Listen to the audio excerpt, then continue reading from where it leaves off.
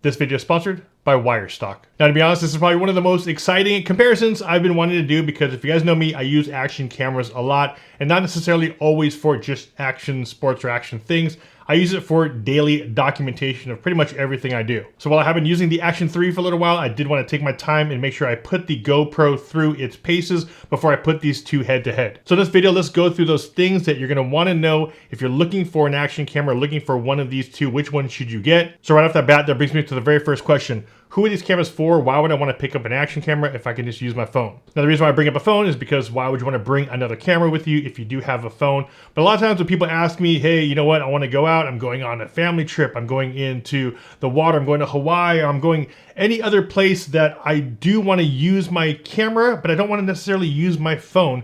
What should I use? And whenever someone asks me that, I will always say you should pick up an action camera because, of course, they are all purpose. They shoot photos and videos, all weather, waterproof, perfect for vacations, perfect for families, and this is the reason why I use them pretty much daily. So when we are talking about these cameras in this video, I do want to come at it in that perspective. The everyday user that's going to use it for a lot of everyday things. I have a family of 5, 3 kids. I document pretty much almost everything they do, and using your phone all the time isn't ideal because, of course, you're going to rack up the memory or storage on your phone, and plus you just don't always want to keep your phone somewhere recording for a very long time, mainly because you want to use it. You want to stick another camera there to do that job for you. Next, let's talk about price, and this is where it gets a little bit weird for the GoPro, and I'll talk about that in a second. The DJI Action 3 releases for $329. You get the camera and you get some basic accessories with it. Comes with one battery and a couple other cables and things like that with this camera.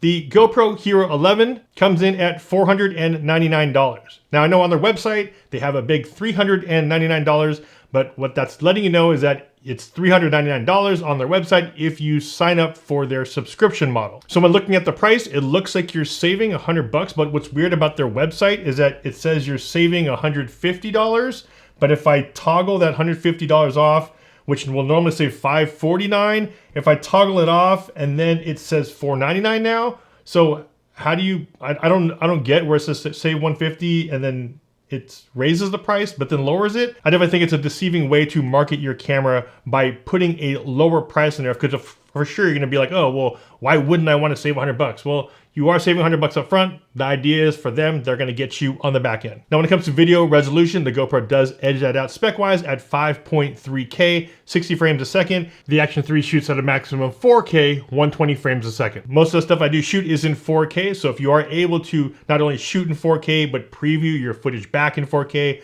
on your 4K TV or upload it to YouTube in 4K, definitely a benefit there. The GoPro does have the 5.3, so if you have a little bit extra resolution, you are able to punch in a little bit on your video if you needed to zoom in just a tiny bit. Both shoot in that standard 16:9 format, which you'd probably use and watch on your widescreen TV. However, there is a new feature on the GoPro that allows you to shoot in that 8:7, almost a full square format on the GoPro. Now, shooting in that more 8:7 square format does give you some flexibility in post-processing. If you wanted to take a video and export it out in horizontal or in vertical mode, depending on what you're going to be shooting with or using the footage for, it does give you a little more flexibility there. However, it does take a little bit more work as well. So like I mentioned, I do want to talk to you guys about the options that are there. However, just note that there is extra work there on the export side of things if you wanted to leverage that 8:7 and export out vertical versus horizontal. The one thing I did notice though, even when shooting 8:7, is that you really have to have your subject centered and still pretty far away from the camera in order for you to really leverage that vertical mode. You can frame your picture in your video a little bit better when you're already seeing the output versus you having to shoot it here and crop it in later. So there's definitely benefits on both sides. I wouldn't say there's any best way because even though it does shoot 8:7, sometimes you have to also reposition yourself in the frame while you're shooting with that in mind that you are going to be cropping out the sides, because if not, it'll be pretty zoomed in. It'll be cropped into that subject. And DJI does provide you with this case to give you that vertical mount option here. So if you do shoot for Instagram Reels, TikTok, or stories, you are able to then mount it this way, or you can also mount it this way on the GoPro. You just have to get a different casing for this to mount it that way. Now, when it comes to camera sensor size, the Action 3 does edge out the GoPro. We have a 1/1.7 inch sensor on the Action 3 and a 1/1.9" sensor on the GoPro. As far as photo resolution, the GoPro does have 24 megapixels. The Action 3 comes in at 12 megapixels. And before we jump into our next comparison, if you guys are getting some value from this video, a big like would be much appreciated. And also a quick word from today's sponsor, Wirestock. If those aren't familiar with Wirestock, and it's actually great that we're talking about these cameras right here and Wirestock as a sponsor, because for those who aren't familiar with Wirestock, Wirestock is an online website that allows you to upload all of your high quality photos and videos and vector art. And what they do with those images and photos is that they distribute them to all the major marketplaces for you to sell them. Websites like Getty Images, iStock, Adobe Stock, as well as Shutterstock. Now with your photos and your videos in all of these different marketplaces, if somebody jumps on these websites, like I said, like Shutterstock or Adobe Stock, and they were to purchase one of those photos that belong to you, Wirestock will take their 15% of that purchase, but you get 85% of that transaction, which means Wirestock only gets paid when you sell or when you get paid because somebody purchased one of your photos or your videos off of those marketplaces. Wirestock provides you a simple dashboard to see where all of your sales are coming from. So if you're getting some sales coming from Adobe Stock or some from Getty, it actually shows you all right there on the dashboard. So if you're like me and you have a bunch of high quality images and videos kind of just sitting around on some of your hard drives, you might want to look into Wirestock because you just have to upload it once and it'll actually go out to all the major marketplaces. So huge thanks to Wirestock for sponsoring this portion of the video. If you guys want to get started today, make sure you guys use that link down below in the video description. Now when it comes to size and weight of these two action cameras, we have the DJI Action 3 coming in at 145 grams. We have the GoPro Hero 11 coming in at 155 grams. As far as size, they are very similar. When you actually put it down on the table, the GoPro is actually a little bulkier, a little taller than the Action 3. As far as the cameras go and how is depth-wise, they are about the same. One big difference on these two cameras is battery life. Now the Enduro batteries are rated to be a little bit longer in life as far as their previous batteries goes, but also a lot better in heat or hot temperatures as well as cold temperatures. With that said, DJI actually also focused on those same things, except out of the box, they are coming out with a battery, a 1770 milliamp battery. That is extremely efficient because when I was out there testing both of these cameras, pretty much every time I would do a full days of testing, the Osmo Action 3 would always outlast the GoPro's battery by a pretty significant amount. All right, so I started both tests on the way out, full battery on both. We have 30% left on the Osmo Action 3, 33% left. GoPro died. It actually said 4% and then it automatically went to battery low and died.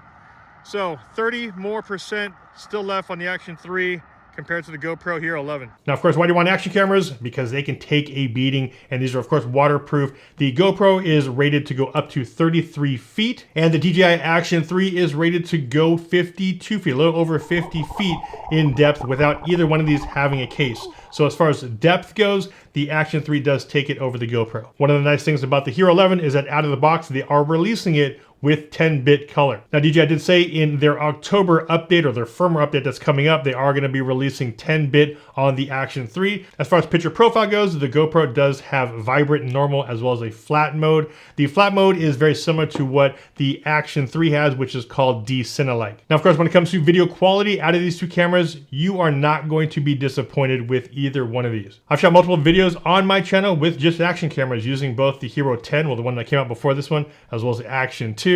And even one of my most recent videos on the Avata when I was doing the turtle mode test, that whole video was actually shot with the Action 3. So if you're just looking at quality by themselves, they are extremely good. Now, when watching those videos side by side, that's when you can see a little bit different as far as how these picture profiles are pushing out from each brand, how the GoPro looks versus how the Action 3 looks. Now, like I mentioned, both cameras are exceptional as far as video quality. There's definitely some places and times of day where you can see some of the GoPro footage would be a little bit better than the Action. Then also there's some like evening or low light ones where I feel like the Action was a little bit better than the GoPro. So it really, as far as preference goes towards which type of look out of camera you are leaning towards. Now, when it comes to audio, both these I think are very comparable. I didn't see much of a advantage on either one of them. They both honestly kind of struggled in windier conditions.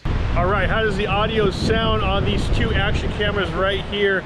Testing 1, 2, 3, 4, 5. Testing 1, 2, 3, 4, 5. How does the audio sound coming from the DJI Action 3? This is the DJI Action 3 audio. Testing 1, 2, 3, 4, 5. Testing 1, 2, 3, 4, 5. How does the audio sound? I'm actually next to the beach, so you'll be able to, of course, to hear the waves, and it is pretty windy. It's a little gusty, so how does the audio sound? Testing 1, 2, 3, 4, 5. This is the GoPro. How does the audio sound? I think for me, the biggest breakdown in difference between these two cameras comes in user experience. Now, what do I mean by user experience? Well, how intuitive are these cameras to use? How easy is it to change settings? How easy is it to use specific types of ports? Those are things that you're going to be dealing with daily as you're using your camera. Which one's simpler? Which one's harder? Let's go through those main user experience things that I've been noticing when using these two cameras. Now, of course, the first one we'll talk about is the screens. We do have touch screens on both these cameras. However, on the Action 3, we have a touch screen on the front. Here, we do not have a touch screen. We have a screen, but it's not a touch screen. Now, the reason why that's a big deal is because if you're out there vlogging and this is on a selfie stick, you are able to now, on the Action 3, make changes to your settings while you're looking at the camera. Next is the mounting system. Now, GoPro actually came out with these fingers that are built into the Action camera on their last one, which I was kind of concerned about, but you know what? Hasn't broke yet. They've actually adopted the magnetic system from the Action 2 and put it on the Action 3, which I actually really like. And they made the magnets and the clips a lot stronger on this camera. Now, when doing these tests for the past week, it has been really nice to use this magnetic system because I'm able to easily take it off a selfie stick, move it over to my helmet, move it over to a bike mount, onto my car mount. So the quick release mounting system, definitely a benefit, and you can see and feel how much slower that whole process is with the GoPro having to unscrew it each time if you wanted to move the camera around. Like I mentioned, when it comes to user experience, all of these seconds or half seconds, they start adding up over time. Being an all-purpose camera, I use this thing a lot sitting and recording for a long time. Yeah, I'm not recording at 120 or anything like that. It'll just be regular 4K 60, 4K 30. However, you want to be able to record sometimes for a long time. Hook this up to your baseball field and record your entire game. Hook it up to any sports games that your kids might be doing. So when people say that they're not necessarily made to just sit there and record for a long time, which is somewhat true. However, like I said, these are all-purpose cameras that are supposed to be outside in the heat, taking a beating. Now, speaking of recording for a long time, the Action 3 can record for a very long time. The battery is really good on this thing. But what I really like is that they moved the USB-C port to be by itself. So as you can see here, the USB is by itself here on the side of the Action camera. And then on the other side, we have the battery as well as the micro SD card. This is pretty key because you can actually keep your battery closed and locked here and just have the USB port here on the side if you wanted to hook up something like an external battery for long time lapses, long exposure, or like I mentioned, if you're just recording a game or anything outdoors, you want to hook up a battery pack to this thing so you can record pretty much as long as your memory card can record to. That's something that was always very awkward on the GoPro, and GoPro has not changed that yet. They still have the USB-C port inside where the battery is, as well as the micro SD card. So if you wanted to hook up something like a power bank to it, you're going to have to keep this thing open, which means it's also exposing your battery, your memory card, and it was always just a weird thing to have a cord here and then your door just open just like that. Also, when it comes down to that USB-C port being separate, this is another advantage that goes to the Action 3, and that's because you are now able to plug in USB-C microphones directly into the camera. This is a huge plus for the Action 3 for those that want to level up their audio, mainly because a lot of microphones that are coming out nowadays are USB-C compatible, so you can actually just go directly in here. And if you had a 3.5 adapter, they take 3.5 to USB-C adapters, where here on the GoPro, it's more proprietary. You have to actually go with their mod kit if you wanted to add in some other external microphones. And when I was using the Action 3 with my wireless mic, you're able to use multiple wireless mics here, whether it's the Rode, whether it's the DJI mic.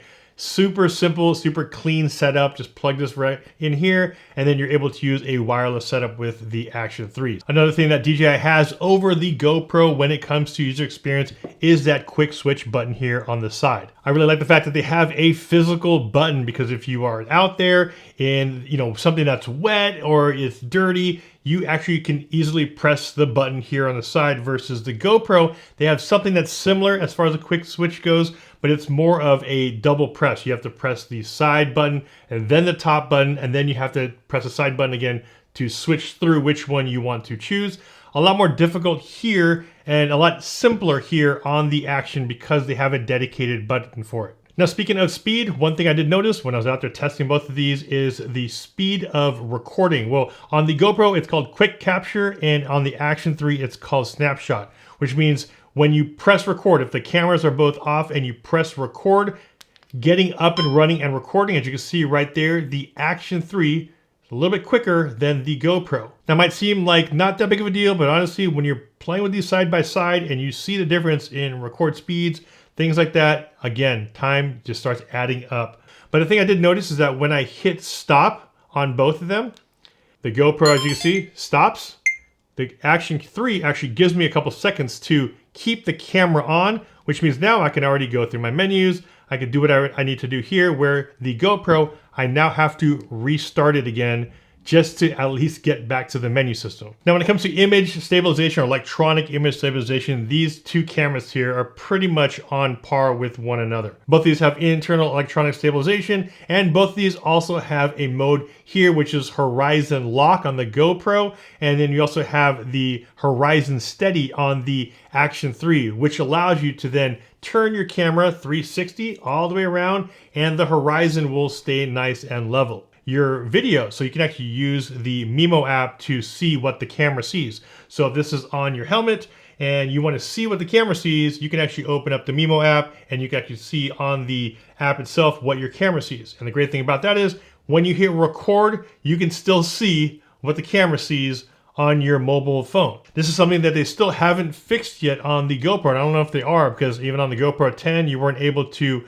view it, but on the Quick app, if you are previewing your video on your phone with the GoPro, you can preview it, but once you hit record, the actual footage, the actual app, just goes black. Now, when it comes to field of view, I'm actually really happy that they went with the 155-degree field of view that they had on the Action 2. The Action 3 has that super wide field of view, which they are actually calling ultra wide. And on the GoPro, we have what they call, I believe it's still hyper view. If I press on this one, I think it's still, yeah, hyper view, which is their widest one. But even at the widest setting, hyper view on the GoPro, and the widest setting on the Action 3, the Action 3 is actually still a little bit wider than the GoPro. When it comes to the menu system on these two Action cameras, in my opinion, I like the look and the feel of the Action 3. I like how the menus work as far as what you're seeing with the frame rates, changing the settings from 4K all the way down. Very, very clear that I'm in 4K, 60 frames a second. Here on the GoPro, they haven't really changed this in a while. Now, as far as the UI goes, on the GoPro, there is one feature I do like, only because, and this might be situational, I do like the fact that you can switch out the wide setting or the field of view right on the screen. Here on the Action 3, you do have to switch that up in one more menu setting. So same thing, one of the things where I'm always looking for speed. I think GoPro does have that on this setting as far as changing the field of view quickly. So what are my final thoughts on these two cameras? And for the benefit of you guys get to see these cameras put side by side. Bang for buck, quality, user experience, battery life especially.